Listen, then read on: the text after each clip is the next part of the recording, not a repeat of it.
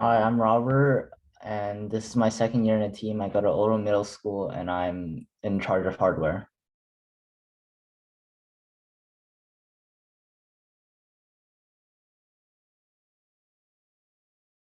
Okay, so first we're going to be introducing what the FIRST program is.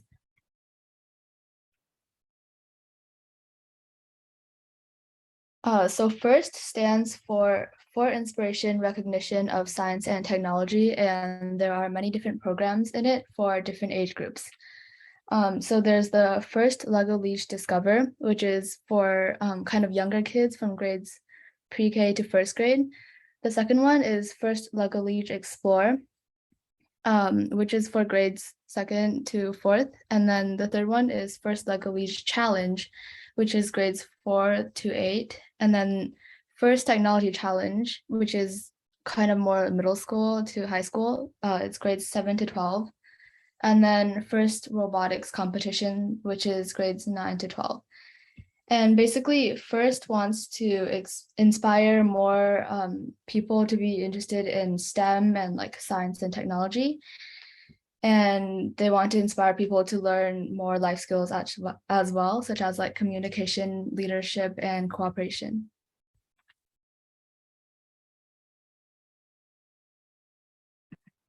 As said before, FIRST wants a lot of students to learn about like STEM related fields so that it can prepare them for the future and maybe inspire them to pursue jobs in the STEM field. And then they also want to inspire people to become leaders in this field and for them to develop life skills such as cooperation, communication, time management, and a lot more. So the first Lego League is for ages 4 to 16, and one team can have a maximum of 10 members. So every team, every year there's a new type of challenge for them to complete, and teams are challenged to design, build, program, and operate robots. So the program isn't all about competition. The kids in the team also learn about different values such as gracious professionalism, cooperation, and kids doing the work and not just adults.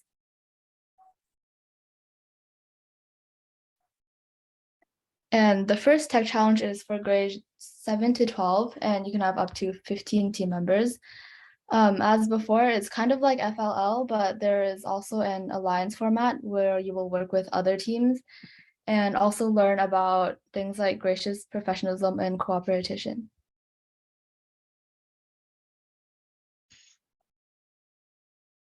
So through the first program, students, of course, learn a lot about like robots, programming, hardware, but they also learn about different skills such as leadership and working with other people. And the students also learn to become more independent so that they are doing the work instead of adults.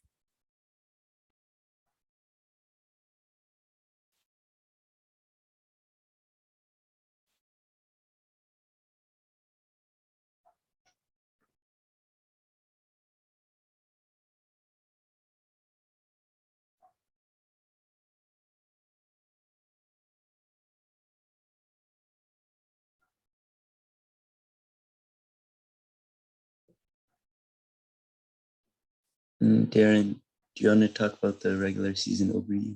Are you there? All right, sure. So, go to the first slide. Okay, so we're first going to talk about how to form a team. So for the FLL, First Legal League, really the only requirements are that there can only be a maximum of 10 members. There has to be at least 2 adult coaches, and all ages between 4 and 16 are able to participate. Other than that, you can basically make a team out of anybody you want.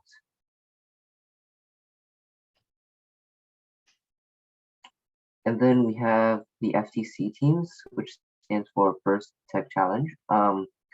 Basically, we have the same requirements except with little like tweaks in the number of team members available, and also grades 7 to 12. And other than that, it's the same.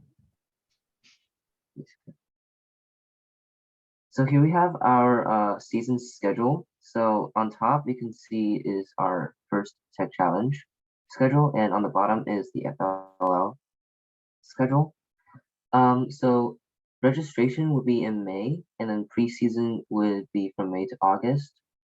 Build and practice season will start from kickoff all the way to January. So this is when you would be building and revising a robot.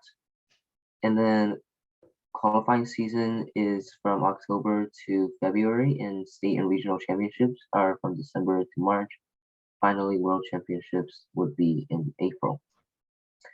For FLL, registration would be from May to early October, and then global launch would be in August. Tournament would be November to June. So that would be when you have competitions. So some of you might be wondering, what is the tournament experience? Well, it's a great place to make new friends. You can learn how to focus on trying your best. And the most important thing is that it's not completely about competition. So in the tournament environment, there's going to be a lot of different teams with a lot of different creative ideas. So it's super fun to, walk around and then see what everyone's ideas are. Okay, and now we have the commitment. So for a successful season, you usually want to meet at least 6 hours a week. Longer meetings are usually more efficient than many short ones. If a meeting is too long, it might not be super efficient because people get tired. Each individual typically spends 8 hours in a typical season. In meeting or outside of meeting. So for us personally, we meet 2 times or 6 hours a week during the typical competitions. And then splitting up work, it's very effective to split up work in assigned groups. People can do what they want and learn what they want, more efficient with multiple groups working. We usually list the tasks we want to accomplish, and then people sign up to do the different tasks. So basically, we made it like this so that it's like people can work on what they want to work on, and it's like proactive. Sometimes we need to communicate to see how different parts fit together, and that's basically it. Okay, so now we're going to talk about kind of the game layout, and this is more specific to FTC. So on the left, there's a picture of what a game layout might look like for FTC. As you can see, there are kind of 2 sides, one red and one blue. And the red and blue represent 2 alliances, each having 2 teams. And so those tall rectangles on the left and right would be where the drivers stand and control the robot. And then the rectangles at the bottom, the blue and red rectangles at the bottom, is where a human player would stand and deposit the game element onto the field. And so the time splits for the game is you'd have 30 seconds of an autonomous period where the robot would do things on its own with pre-programmed instructions. So no driver interaction here. Then in teleop, which is 90 seconds, there's going to be driver controls. So we use PlayStation controllers to move the robot around and control all the attachments and stuff. And then endgame, which is kind of part of teleop, is an extension where there are more opportunities to score points. For example, a really common thing in endgame that FIRST does is have people cap some sort of structure by putting their own custom element on top of something. And so so here's a video of our autonomous from a couple years ago. This is just a sample.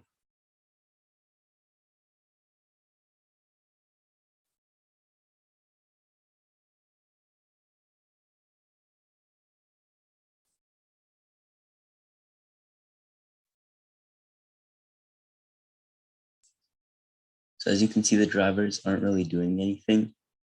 and the robot, what it did was it detected where the yellow things with the black tape are, and then it automatically moved to those elements and drove them past the red lines.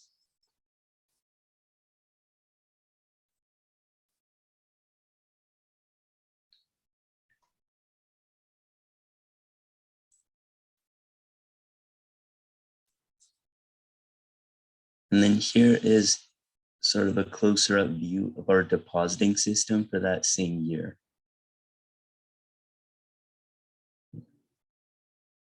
And so what it does is there are two pairs of linear slides that kind of act like a crane, and then another claw at the end of the crane that can hold on to those yellow playing elements and put one on top of the other.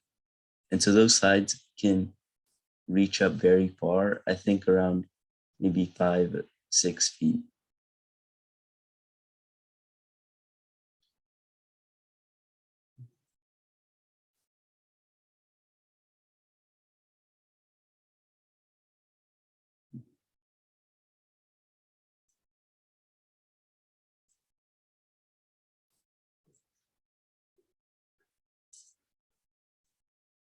So Robert, do you want to talk about technical resources? Yeah, I think there's also a lot of good resources that you can find online. Some good software resources include First Inspire, which is just the official FIRST website, and GitHub, where there's many places for, well, mainly FTC related code. And we also organize our code in GitHub, as you can see. Some good hardware resources, also the actual FIRST website includes all like the game layout stuff.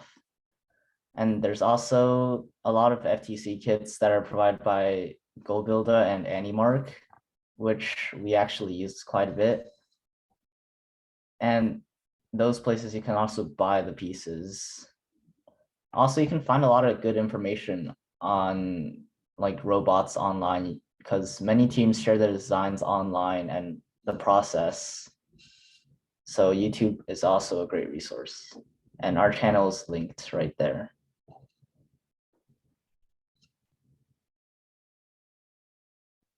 Okay, here's the judging layout. For the judging session in FLL, there are 3 different judging sessions. There's one for core values, one for projects, and one for your robot.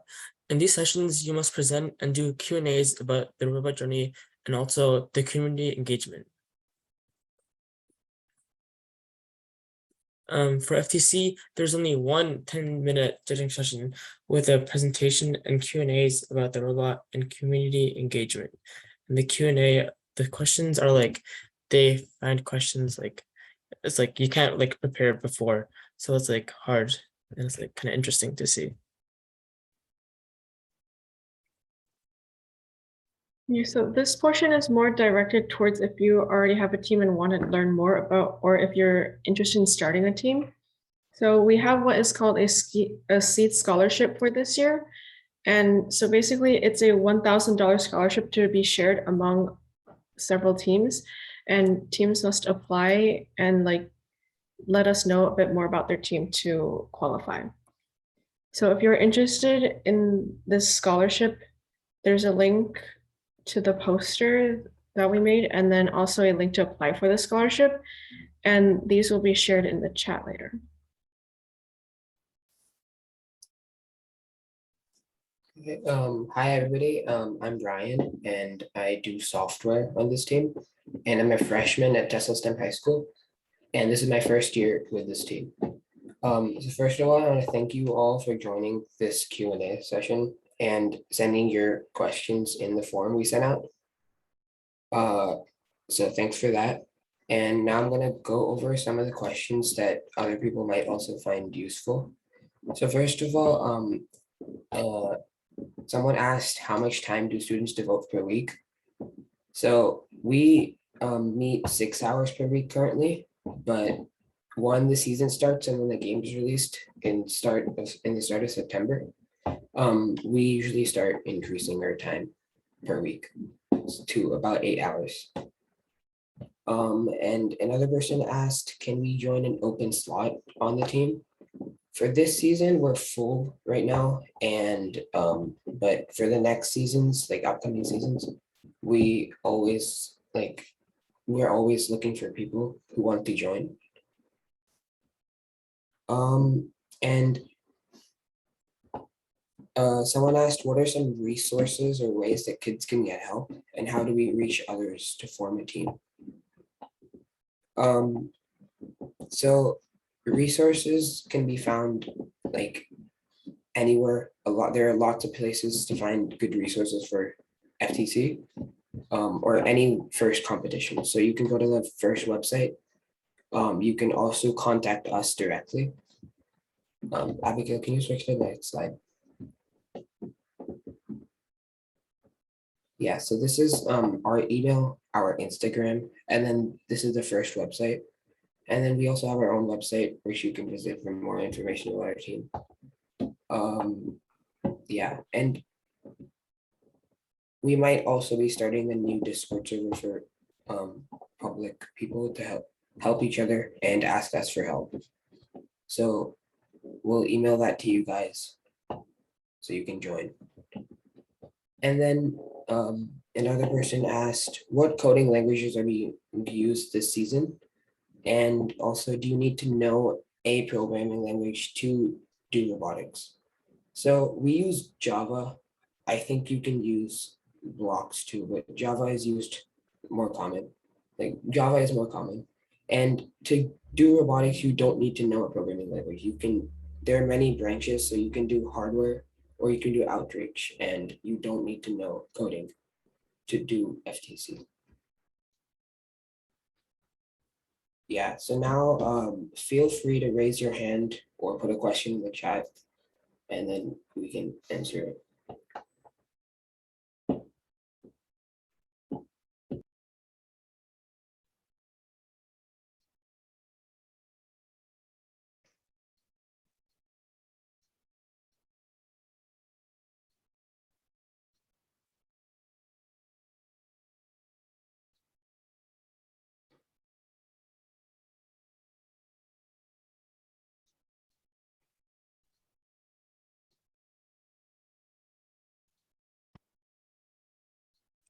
Yeah, we also have a coach in the Q&A. So if there are any parents who wanted to ask questions to like a coach, that is also an opportunity for you. Hello. Can anyone hear me? Yeah, we can hear you. Hi, this is Hui. I'm the chair of the robotic club from Taiyi Middle School this year. I've been connected with Abigail through email, and thank you so much for reaching out and and showing your willingness to helping us this year. So I think this presentation is great. And I'm so happy that you and your team are gonna join our parent Infonet next Tuesday. I'm looking forward to that. Really great. I think this information is exactly what we need to share with our parents. I think for our team this year, we are going to join the, I think it's a FLC, First Lego Challenge. So I think it'll be great if you can focus more on that part. But overall, your presentation is great. But just one small tips that maybe you can focus more on the FLC, FLLC, right? I think that's gonna be super helpful. Yeah, just want to say thank you, and yeah, cannot wait to see you guys next Tuesday. Abigail, you here?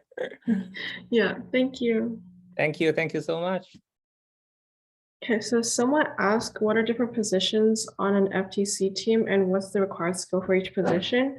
So the main different positions that there are hardware, software, and outreach.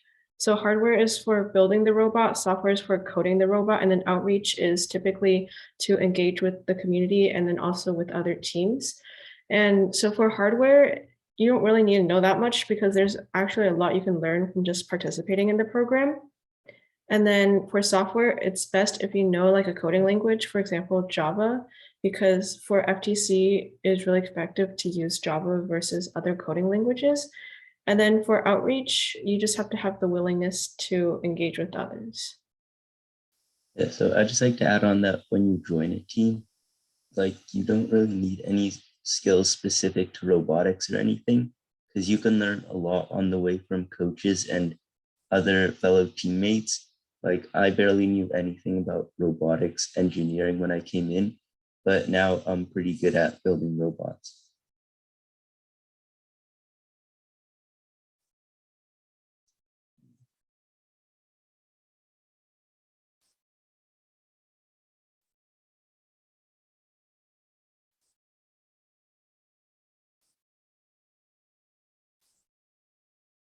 So someone asked in chat, how would someone go about forming or joining a team?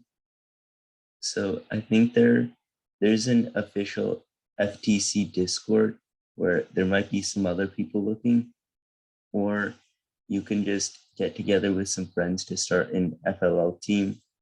I think it's a little bit harder to start a new FTC team just because of how much money you need to put in. But starting an FLL team with your friends is really fun. That's what I did when I was in elementary school, and it was a great experience.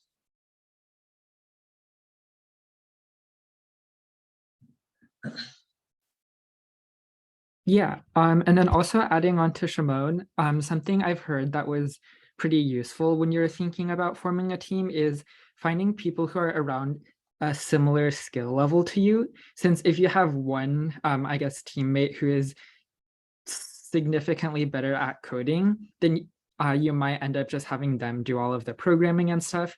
Whereas if you find some people who are around the general same skill level, you can learn a lot together as you collaborate on the tasks and build the robot. So generally, what I've heard from other people who are starting new teams, it's best to find people with a similar skill level to you.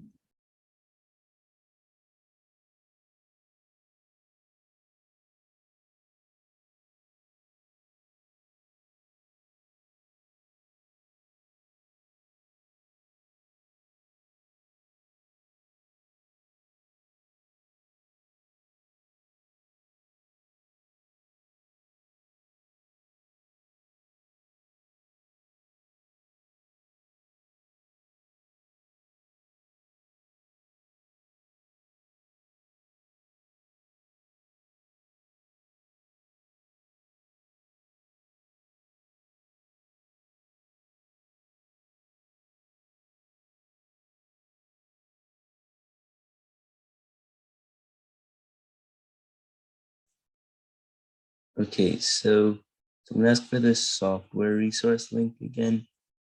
I think we're gonna send out this presentation as well, so you can access those later. And to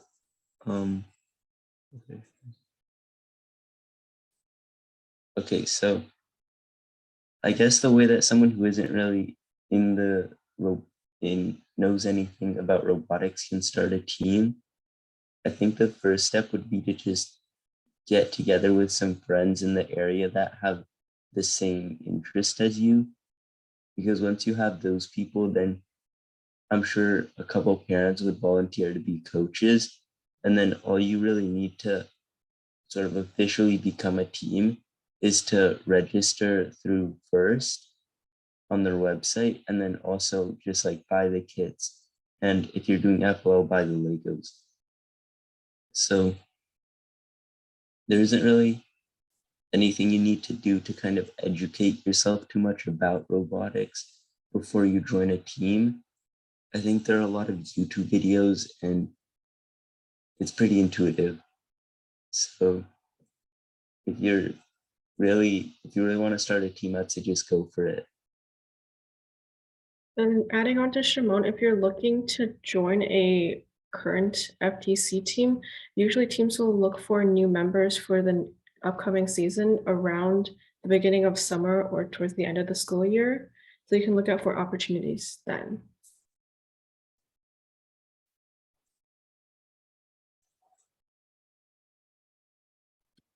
Yeah, and in the chat, there's also a link to the FIRST website, which talks about how you can start an FTC team. It's pretty detailed, talking about the different steps, how to look for people, mentors, how to fundraise. And then I'll also send the link for FLL if you're interested in doing FLL instead. Yeah, and then if you are planning to start a new team, again, we do have our seed scholarship if you are interested in applying to that.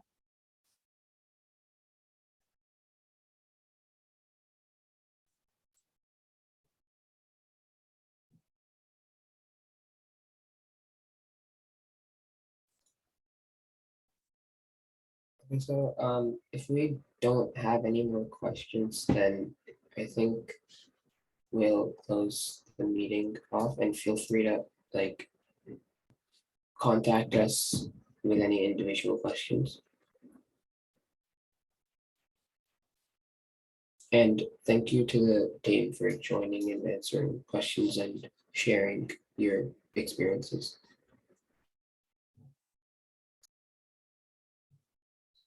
Oh, someone just asked a question.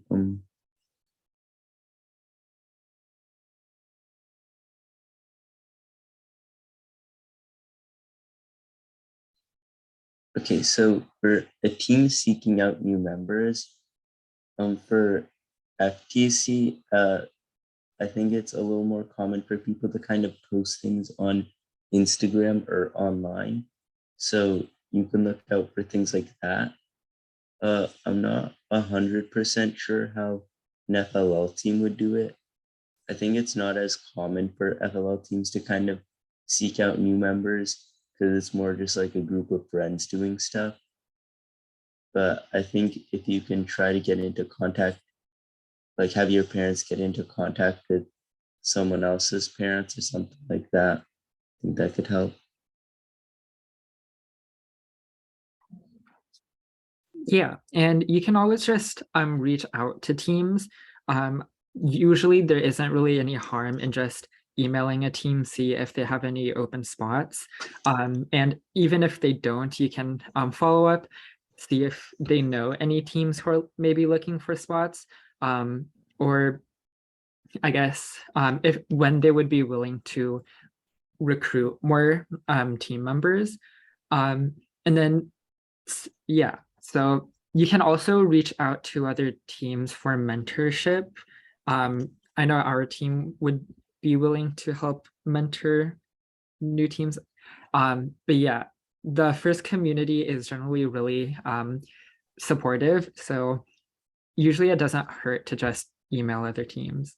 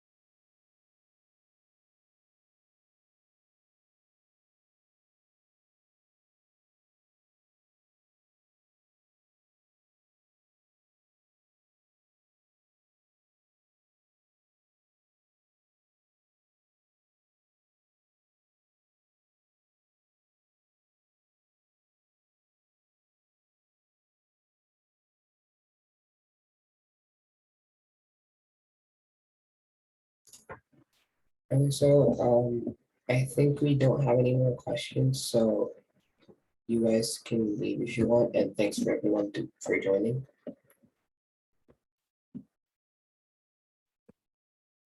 Yeah, thank you so much everyone for coming.